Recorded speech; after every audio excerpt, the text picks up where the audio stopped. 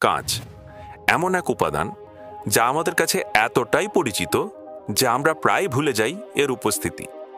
আমাদের দৈনন্দিন জীবনের প্রতিটি কোণায় এটি রয়েছে, সাধারণ বোতল আর বয়াম থেকে শুরু করে জানালার স্বচ্ছ প্যানেল, স্মার্টফোন, এমনকি গাড়ির কাঁচ পর্যন্ত। কিন্তু কি কখনো ভেবেছ এই সব জিনিসগুলো আসলে জন্ম নেয় অতি সাধারণ কিছু বালুকণার থেকে? প্রতি বছর ৬০ মিলিয়নেরও বেশি টন সিলিকা বালি খনন করা হয়, আর এই নীরব কণাগুলোই শুরু করে এক অসাধারণ রূপান্তরের যাত্রা আধুনিক কারখানার ভিতরে। সেখানে তারা উত্তপ্ত হয়, গলে যায়, গঠিত হয় এবং রূপ নেয় এমন কিছুতে যা আমরা প্রতিদিন দেখি কিন্তু খুব কমই বুঝি। চলো এবার আমরা প্রবেশ করি যুক্তরাষ্ট্রের সবচেয়ে বড় কাঁচের কারখানায়। দেখি কিভাবে এই অদৃশ্য বালু পরিণত হয় শক্ত, স্বচ্ছ, ঝকঝকে কাঁচে, যা আমাদের জীবন গড়ে তোলে। কাঁচের আবিষ্কার হয়েছিল পুরোপুরি দুর্ঘটনাবশত প্রায় ২০০০ বছর আগে, খ্রিস্টপূর্ব ৩০০ সালে। প্রাচীন মিশরীয়রা সিলিকা বালি আর সোডিয়াম কার্বনেট মিশিয়ে আগুনে উত্তপ্ত করছিল, কিন্তু তারা জানতই না যে তারা তৈরি করছে এমন এক কঠিন স্বচ্ছ পদার্থ যা পৃথিবীতে আগে কখনো দেখা যায়নি। সেই থেকেই কাঁচ নিঃশব্দে আমাদের জীবনের অংশ হয়ে গেছে। জানালা, বোতল, গ্লাস, ফোনের স্ক্রিন, সর্বত্রই তার উপস্থিতি। কাঁচের সবচেয়ে আশ্চর্য বৈশিষ্ট্য হলো এর অভ্যন্তরীণ গঠন। এটি ক্রিস্টালের মতো স্বচ্ছ, কিন্তু একই সঙ্গে তাপ, ক্ষয় ও বিদ্যুৎ প্রতিরোধী। আর সবচেয়ে মজার ব্যাপার হলো এটি অসংখ্যবার পুনর্ব্যবহার করা যায়, গুণগত মান না হারিয়েই। কিন্তু এখানে একটা অদ্ভুত দ্বন্দ্ব আছে। কাঁচ যেমন শক্ত, তেমনি ভঙ্গুর। ধাতু বা প্লাস্টিকের মতো এটি বাঁকাতে বা টানতে পারা যায় না। সীমা ছাড়ালেই এটি বিকৃত না হয়ে চূর্ণ বিচূর্ণ হয়ে যায়। চলো এবার দেখি কাঁচের বোতল তৈরির কারখানায় কি ঘটে। হ্যাঁ, কাঁচ তৈরি হয় বালি থেকে, কিন্তু যে কোনো বালি নয়, মাত্র সবচেয়ে বিশুদ্ধ বালি, যার মধ্যে ৯৯%-এরও বেশি সিলিকা থাকে, সেই বালি কাঁচ তৈরির যোগ্য।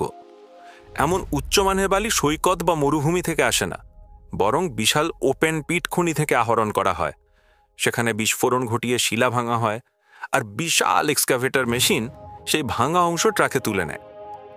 এরপর বালি যায় ক্রাশিং প্লান্টে, যেখানে শক্তিশালী গ্রাইন্ডার মেশিন দিয়ে শিলাকে সূক্ষ্ম দানায় পরিণত করা হয়। এই সূক্ষ্ম সিলিকা বালি কাঁচ তৈরির মূল উপাদান, কিন্তু এখনও এটি যথেষ্ট বিশুদ্ধ নয়। তাই এটি পাঠানো হয় আধুনিক ওয়াশিং সিস্টেমে, যেখানে প্রতি ঘন্টায় ২২০ টন বালি পরিশোধন করা হয়। প্রথমে বড় জালের ছাঁকনি দিয়ে বড় দানাগুলো আলাদা করা হয়। তারপর বাকি সূক্ষ্ম বালিকে উচ্চ চাপের জলজেট দিয়ে ধোয়া হয় প্রায় ১৫ মিনিট ধরে। এরপর বালি জলের মিশ্রণটি ঘূর্ণন প্রক্রিয়ায় যায়, যেখানে ভারী ধাতব কলাগুলো আলাদা হয়ে যায়। সবশেষে মেকানিক্যাল সেপারেটর দিয়ে লোহা জাতীয় উপাদান বাদ দেওয়া হয়। বালি শুকিয়ে ১ টন ব্যাগে ভর্তি করা হয়, পাঠানো হয় কাঁচ কারখানায়। এই বিশাল কারখানায় প্রতি সপ্তাহে ৫,০০০ টনেরও বেশি সিলিকা বালি আসে। বালির সঙ্গে মেশানো হয় সোডিয়াম কার্বনেট ও ক্যালসিয়াম কার্বনেট, যা বালির গলনাঙ্ক কমায় এবং টেকসই করে তোলে। রং দিতে চাইলে মেশানো হয় রঙিন পদার্থ, যেমন কোবাল্ট অক্সাইড নীল কাঁচের জন্য। সব উপাদান ছাঁকনি এবং ফিল্টার দিয়ে পরিশোধন শেষে পাঠানো হয় মিক্সিং জোনে। সেখানে বিশাল মেশিনে মিশ্রণ একদম সমানভাবে মিশানো হয়, যাতে কোনো অমিশ্রণ না থাকে। এরপরে মিশ্রণ ঢুকে বিশাল গ্যাস চুল্লিতে, যেখানে তাপমাত্রা ১৬৫০ ডিগ্রি সেলসিয়াস পর্যন্ত ওঠে। আগ্নেয়গিরির লাভার চেয়েও গরম। ২৪ ঘন্টা পরে এই উত্তপ্ত মিশ্রণ আর বালি থাকে না, এটি পরিণত হয় তরল কাঁচে। ঘন, উজ্জ্বল, গলিত কাঁচ, নিচে গলে জল করছে, যেন লাভার মতো প্রবাহিত হচ্ছে। কিছু সময় পর অতিরিক্ত গ্যাস বেরিয়ে যায়, ফলে তৈরি হয় নিখুঁত স্বচ্ছ তরল কাঁচ। এরপর প্রকৌশলীরা কম্পিউটারে বা ক্যাড সফটওয়্যারে বোতলের ডিজাইন তৈরি করেন। সেই ডিজাইন থেকে গরম সহনশীল ধাতব ছাঁচ তৈরি হয়। এই ছাঁচে ফোঁটা আকারে তরল কাঁচ ঢালা হয়। প্রতিটি ফোঁটাকে বলে গব। প্রথম ছাঁচে গরম কাঁচে বাতাস ঢুকিয়ে তৈরি করা হয় প্রাথমিক আকার, পারিসান নামে এক ফাঁপা বুদবুদের মতো গঠন। তারপর সেটি দ্বিতীয় ছাঁচে পাঠানো হয়, যেখানে আবার বাতাস ঢুকিয়ে বোতলের চূড়ান্ত আকার দেওয়া হয়। পুরো প্রক্রিয়াটি চলে ১,০০০ সেকেন্ডের নির্ভুলতায়, যখন তুমি একটু গভীরে দাগাও। এভাবেই প্রতিদিন লক্ষ লক্ষ বোতল তৈরি হয়, প্রায় নিখুঁতভাবেই। লালচে উজ্জ্বল বোতলগুলো এরপর যায় কুলিং জোনে। দীর্ঘ হলুদ টানেলের মধ্যে দিয়ে ধীরে ধীরে ঠান্ডা করা হয়, যাতে কাঁচ ফেটে না। তারপর অপটিক্যাল সেন্সর ও ক্যামেরা দিয়ে প্রতিটি বোতল স্ক্যান করা হয়, ফাটল, বুদবুদ, দাগ বা বিকৃতি খুঁজে বের করতে। ত্রুটিহীন বোতলগুলো বাদ দেওয়া হয়। যেগুলো পরীক্ষায় উত্তীর্ণ হয় সেগুলো রোবোটিক বাহু দিয়ে সাজানো হয়, স্তর অনুযায়ী প্যাকেজ করে পাঠানো হয় গুদাম বা বাজারে। আরেকটা কারখানায় তৈরি হয় ফ্ল্যাট গ্লাস। এখানে কিছুই নষ্ট হয় না, ভাঙা পুরনো কাচও ব্যবহার করা হয়। এই ভাঙা কাচ বিশুদ্ধ বালি আর সোডিয়াম কার্বনেট একসাথে মিশিয়ে চুল্লিতে পাঠানো হয় 24 ঘন্টা গরম থাকার পর। মিশ্রণটি গলে তরল কাঁচে পরিণত হয়।